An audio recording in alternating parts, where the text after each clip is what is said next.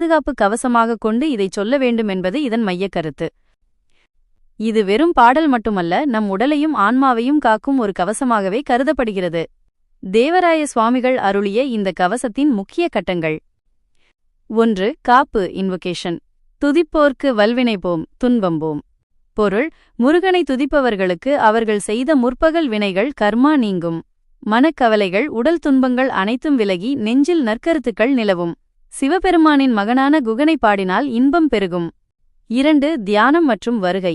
சஷ்டியை நோக்க சரவணபவனார். பொருள்: சஷ்டி திதியில் வரும் முருகப்பெருமான் சரவண பொய்கையில் உதித்தவர். அவர் மயில் மீது அமர்ந்து கையில் வேல் ஏந்தி 12 கண்களோடு கருணை பொழிய அடியவர்களுக்காக விரைந்து வருகிறார். அவருடைய வருகையை வர்ணிக்கும்போது அவர் பாதத்தில் இருக்கும் சிலம்புகள் கிலுகிலு என்று ஒலிப்பதையும் தண்டைகள் கொஞ்சுவதையும் அழகாக விளக்குகிறார். 3. அங்கங்களை காத்தல், த புரொடெக்டிவ் ஷீல்ட். இதுதான் கவசத்தின் மிக முக்கியமான பகுதி. நம் உடலின் ஒவ்வொரு பாகத்தையும் முருகனின் வேல் காக்க வேண்டும் என்று வேண்டுவது. சிரசை காக்க செவ்வேல் காக்க, என் தலையை சிவந்த வேல் காக்கட்டும். விழி 2 காக்க வேல், என் 2 கண்களையும் வேல் காக்கட்டும். நாசிகை காக்க நல்வேல் காக்க, என் மூக்கினை நல்ல வேல் காக்கட்டும்.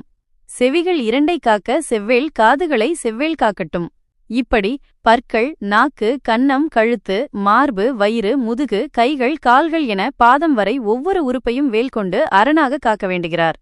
4. தீய சக்திகளிடமிருந்து பாதுகாப்பு.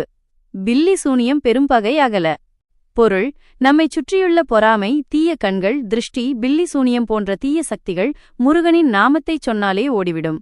பாம்புகள், தேள்கள் போன்ற விஷ ஜந்துக்களால் பாதிப்பு ஏற்படாமல் இருக்கவும் மனபயம் நீங்கவும் முருகனின் அருள் துணை நிற்கும். 5. திருநீற்றின் மகிமை. வெள்ளிக்கிழமை தன்னில் விளங்கும் திருநீரணிந்து. பொருள்: வெள்ளிக்கிழமைகளில் முருகனை நினைத்து திருநீர் அணிந்து கவசத்தை படிப்பவர்களுக்கு 16 வகையான பேறுகளும் செல்வம், கல்வி, ஆயுள் போன்றவை கிட்டும். முருகனின் திருநீறு நம் நெற்றியில் இருந்தால் தீவினைகள் நம்மை நெருங்க அஞ்சும். 6. பலன் பெனிஃபிட்ஸ். இந்த பாடலை தொடர்ந்து படிப்பவர்களுக்கு சந்தான பாக்கியம், குழந்தை வரம் வேண்டுவோருக்கு குழந்தை கிட்டும். பொருளாதாரம், வறுமை நீங்கி செல்வம் பெருகும். மன உறுதி, பயம் நீங்கி மிகுந்த தைரியம் உண்டாகும்.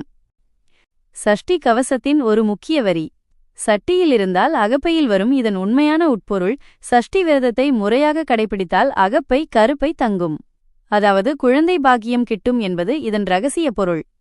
நிச்சயமாக கந்த சஷ்டி கவசத்தின் இன்னும் சில முக்கிய மற்றும் ஆழமான உட்பொருள்களை இன்னர் மீனிங்ஸ் இங்கே விரிவாக காண்போம்.